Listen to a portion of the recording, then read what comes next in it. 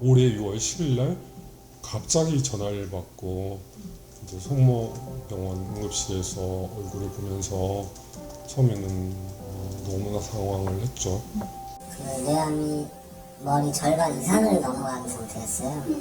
보는데 이제 너무 참담한 상태니까 저희는 현실인지 구분도 안 되고. 11년 만에 눈앞에 나타난 제보자의 엄마이자 아내가 말기 암 환자였고 15일 만에 사망했는데 그 사이에 있었던 일에 대한 이유가 믿기가 어려운 얘기들이었어요.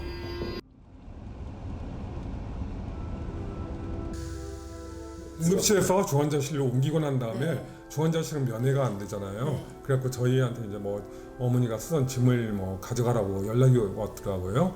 그래서 이제 그 다음 날 저하고 어머니가 차를 타고 그 알려준 주소로 가서 보니까 양로원이었고 트렁크가 한 4개 정도가 있더라고요.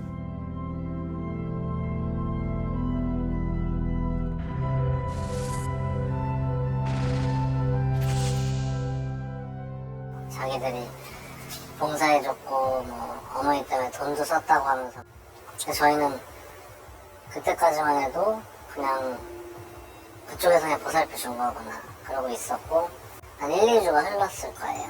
저희는 뭐 다른 거 정리하고 어머니 관련된 거 그러고 있다가 어머니가 남긴 수첩을 보니까 이런 뭐 이메일이나 비밀번호 같은 게 다 모아져서 적혀 있더라고요. 그래서 그걸로 어머니 이메일을 열었더니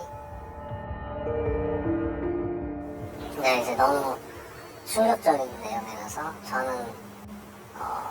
저는 읽다가 졸도해서 쓰러졌고 아버지도 뭐 차가 읽지를 못하더라고요. 처음에 그 살인마들이라고 진짜 당장이라도 막 잡으러 갈까 고민이 되고 정말 너무 이성을 잃고 왜 어머니를 죽였으니까요. 이 메일 중에 가장 특이했던 점은 이 사회적으로는 굉장히 성공한 여성이었던 고인이 이 메일 속에서는 일거수일투족을 다 허락받는 방식의 메일들이 정말 많이 있었어요. 작가님도 전화했다고 하면 꾸짖고 너의 죄를 고백하라고 하고 맨날 그 고해성사라고 해서 시키고 그랬더라고요.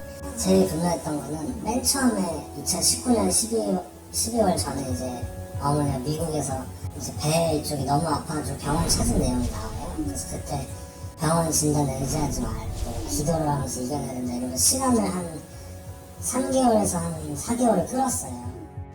암 치료하고 나면은 뭐 항암이나 추적을 계속 해야 하는 게 당연히 상식적인 건데 네 죄 때문에 네가 아픈 거다 이러면서 또 항암 받는 거 늦추고 못 받게 하고 그 내용이 있어요. 이메일을 보다 보면. 근데 진짜 그걸 읽는데 정말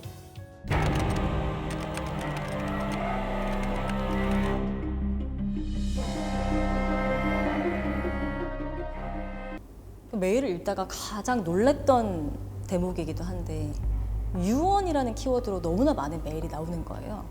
정말 구체적으로 어떠한 재산을 공동체에게 바치겠다 이런 취지의 표현들을 써가면서 유언 공증 절차를 밟기도 했습니다. 유언 공증은 근데 이제 어머니가 이미 뇌암 말기여서 마비도 진행됐고 그래서 그쪽에서 유언 공증을 받으려고 시도한 점은 이메일에 있는데 김혜선 씨가 가족들과 인연을 끊고 지낸 동안 계속 이렇게 메일을 주고받은 상대가 있었는데 그 신부라는 사람, 그 사람의 실체를 파악해야 했어요.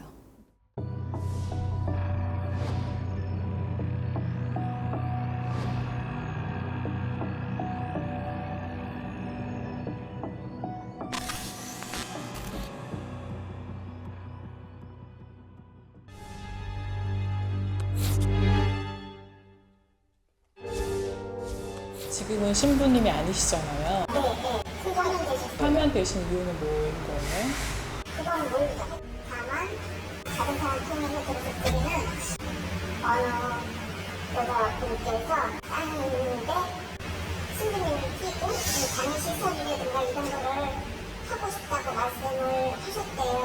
여자가 남편의 허락도 없이 이제 그 땅을 그렇게 하고 싶다 어쨌다 그랬었나 봐요. 그 남편이 우리 신부님이 당신 구매를 꼬셔갖고 그다음에 가지려 했었다. 신부가 개인적으로 땅을 기부받았다? 이상했죠.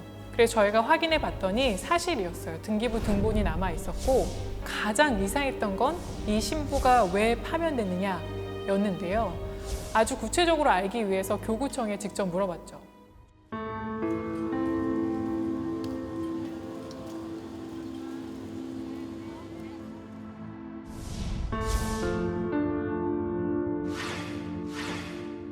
한마디로 말하면 우리가 파면한 게 아니라 스스로 직을 그만둔 거다. 그러니까 그렇게 파면 이후에 얌전히 지냈던 건 아닌 것 같고 모종의 종교적인 커뮤니티 활동을 했던 것 같은데요. 교구 측에서는 기도 공동체라고 표현을 했죠. 이 신부들은 파면된 신부들이기 때문에 신자들에게 조심하라라는 공지를 내리게 됩니다. 아우 시간 너무 감사드립니다. 시간 내주셔서. 네, 그 김 신부가 사이비 문제가 있다고 하는 그것까지 내가 알 수 있는 걸 그것까지 다 알고 있네. 김씨고 어머니가 그한테 빠져들어가는지 모르지만 그 사람 하는 얘기를 다 이제 믿고서 아주 굉장히 아주 수족처럼 그냥 거기 빠져들어간다. 응? 뭐 여기 그 사람들을 갖다가 자꾸만 뭐 있으면 그만한 씨한테 자꾸 연결을 시켜주는 거야. 바로 귀에 들어왔죠. 꿈의 아네스 씨.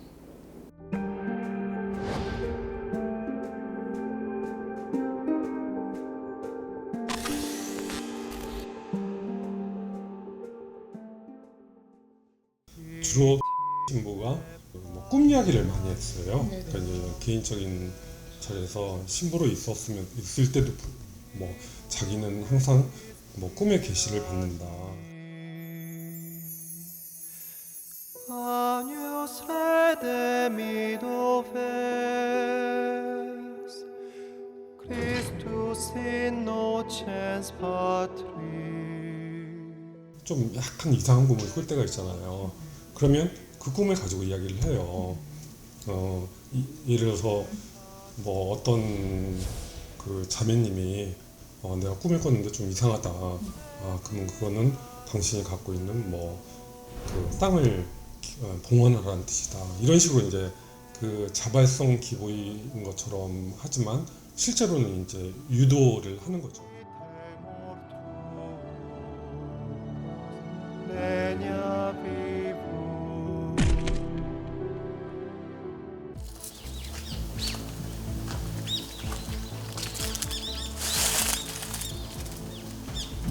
밤에 보면은 뭘 하얀 옷을 입고 사람들이 지하실에 뭐 이래 재단 같은 거 그런 걸 들고 들락거리고 밤에 불 켜놓고 쟁반에다 들고 들어갔다 나갔다 한마디로 뭐 교주라 그러나 왜 제일 후야 네. 그 사람이 오나가 그러던데 그 사람 이름이? 아 맞아요. 소름 돋아. 드디어 이게 제가 속초분들 입에서 이름을 듣다.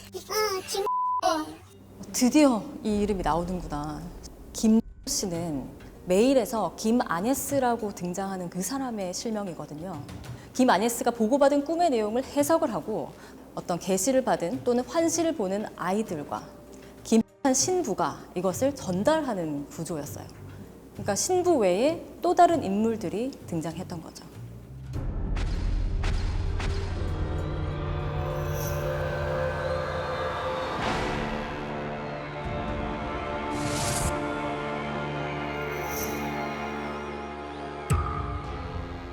우리 원래는 불교를 믿었어요, 불교.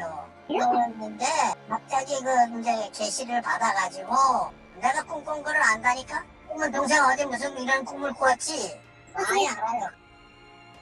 네, 이 기도 공동체가 운영한다는 법인들을 쭉 취재하다가 관련 문서에서 이 김한 신부가 김아네스의 양자로 올라 있다는 사실을 확인했거든요.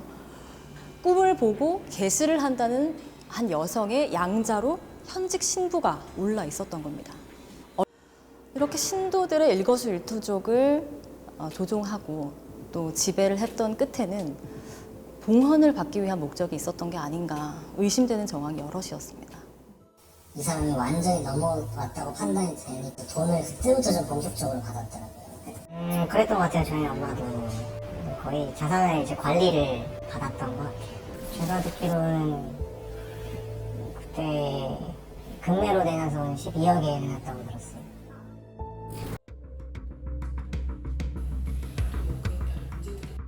이 가스라이팅 행위 자체만으로 처벌하는 법규가 없거든요. 이 사건은 메일 속에서 이제 구체적으로 이제 심리를 이제 뭐 지배 조종하는 면들이 보여지기는 하거든요. 네, 뭐 이게 만약에 유기치사로 이제 인정이 돼서 처벌이 이루어진다고 하면 리딩 케이스가 되지 않을까 싶어요. 네.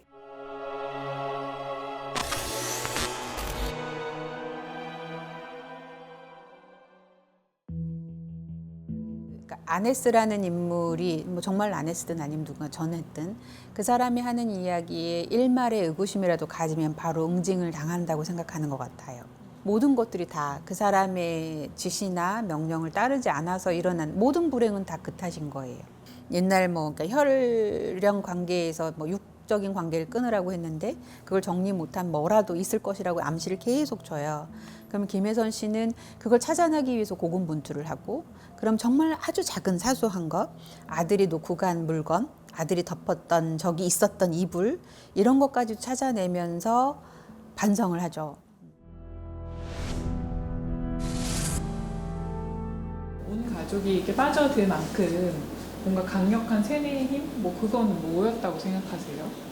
죽음을 이용하는 방식이랄까? 그냥 종양 때문에 돌아가셨는데, 저희 같은 경우에는 이제 어머니한테 아버지 영혼을 가지고 이제 겁을 주죠. 내가 잘못하면 이제 가족들 다 죽는다. 조만간 또 재앙이 올 거다. 그러면서 그 집에도 막 암막 커튼 설치하고, 그 지하에는 이제 식자재를 쌓아놓고. 그러니까 암막 커튼을 왜 하는 거예요? 재앙 때문에 사전에 뭐 차단하려고.